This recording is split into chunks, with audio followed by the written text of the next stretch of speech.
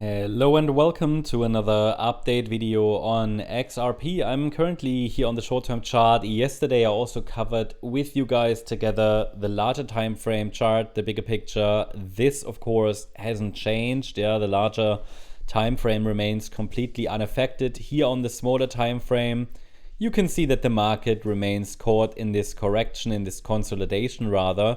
Actually, altcoins are holding pretty well compared to Bitcoin, which is interesting. We're also going to take a look at Bitcoin dominance later today in the next Bitcoin video.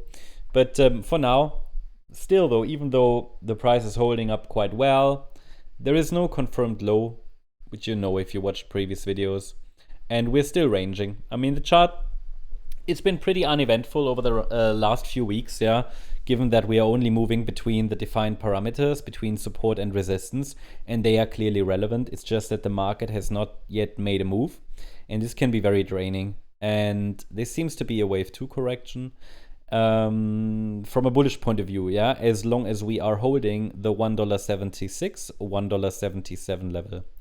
So I am tracking here a 1-2 setup, and the wave 2 is a WXY structure, and the Y wave itself would be seen as an ABC structure. So a WXY structure is usually a complex form of a correction, and usually when after the initial 3-wave move, the next bounce is also only corrective in nature, and it's too weak to, it just hasn't got the right structure for a breakout. Then the correction very often extends. And well, what do we expect now? Well, in this move to the downside, it seems like we're working on the third wave down within wave C to the downside. The target, the ideal target, I'm not sure if we reach it, but the ideal target that we discussed in previous videos is the 100% Fibonacci extension at $1.98. That is an ideal target because, well, this is the typical target that we would expect for a C wave, measured based on the length of the A wave, and then we compare that with the length of the C wave.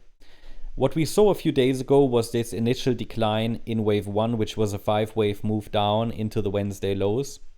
And then obviously here a corrective bounce in wave 2. And now we could be working on the third wave to the downside.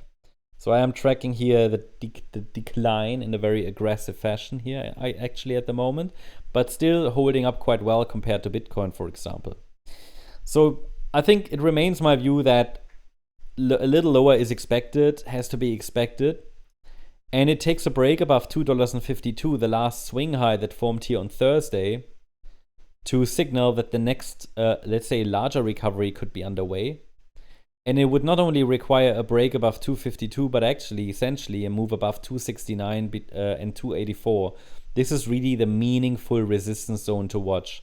We have micro resistance and then a larger, very meaningful resistance area above. But that is the cluster that needs to be broken to even consider that we're entering a larger recovery.